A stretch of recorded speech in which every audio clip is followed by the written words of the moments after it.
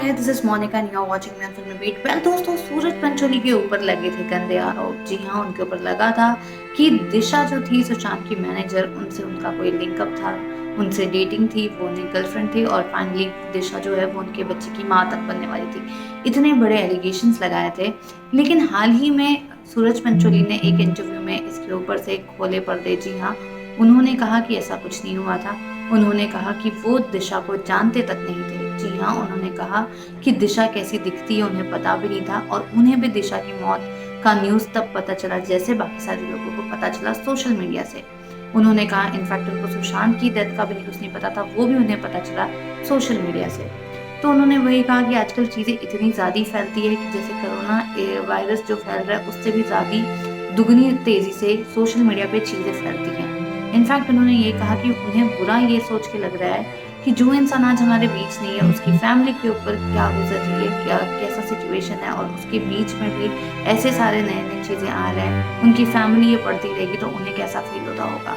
In fact उन्होंने आगे ये भी कहा कि जिया खान की अगर मर्डर केस की बात करें तो उन्होंने आगे कहा कि जितने भी इयरिंग्स आज तक हुए हैं वो हर सुनवाई में पहुंचे हैं, लेकिन जिया खान की मम्मी, जी हाँ, राबिया हसीन क्यों नहीं आई है। उन्होंने कहा कि अभी तक एक भी इयरिंग में वो क्यों नहीं पहुंची है, वो क्यों नहीं वहाँ पे हाजिर हुई है, क्योंकि सूरज पंचोली तो हर इसमें हाजिर हुए।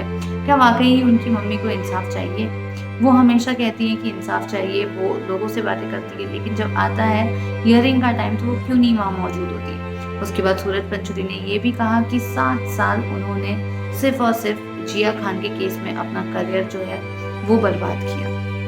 उन्होंने इनफैक्ट ये भी कहा कि वो खुद निर्दोष है और इसे वो प्रूफ भी कर चुके हैं और वो अपने हर इंटरव्यू में यही चीज़ कहते हैं और ये जो जिया खान का टैग है ये कभी उनके ऊपर से नहीं उठता। इनफैक्ट उन्होंने ये भी कहा कि दिशा को लेके उनको फंसाया जा रहा है, वो उनको जानते ही नहीं है, तो ऐसे इंसान के ऊपर वो क्यों कमेंट करे। और साथ में ये भी उन्होंने कहा कि ये बहुत ही सेंसिटिव टॉपिक है। इनफैक्ट इसके अलावा जो ब्रेकिंग रूम के लोग थे, जी हाँ, बियॉन्ड बॉलीवुड के लोग जो थे, जो वेबसाइट्स में आर्टिकल्स आए हैं, तो बियॉन्ड बॉलीवुड के लोगों ने ये तक भी जाके पुलिस से पूछताछ की कि उनकी जो पोस्टमार्टम रिपोर्ट है वो क्या कहती है दिशा की, क्या कोई अबॉर्शन था, क्या कोई प्रेगनेंसी थी। तो वेल, पुलिस जो सीनियर पुलिस है जगदेव, जिनके हाथ में ये केस है, उन्होंने कहा कि ऐसा कुछ नहीं है।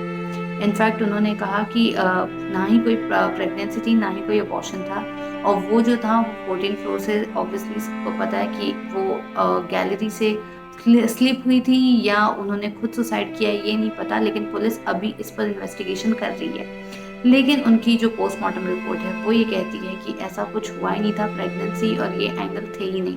इनफैक्ट सूरज पंचोली आगे ये भी कहते हैं कि उन्होंने भी ये खबरें सोशल मीडिया पे पता चली कि उनका नाम आ रहा है, और वो कहते हैं कि मुझे ऐसा लगता है कि ये अब लॉकडाउन के बीच किसी ने बहुत अच्छी स्क्रिप्ट लिखी है, एक अच्छी फिल्म की तैयारी कर रहे थे, लेकिन अनफॉर्चुनेटली वो जो स्क्रिप्ट थी वो कहीं थोड़ी सी रॉन्ग हो चुकी है। इनफैक्ट वो ये ऐसे कह रहे हैं कि ये किसी फिल्म की अगर स्टोरी होती तो बहुत अच्छी लगती।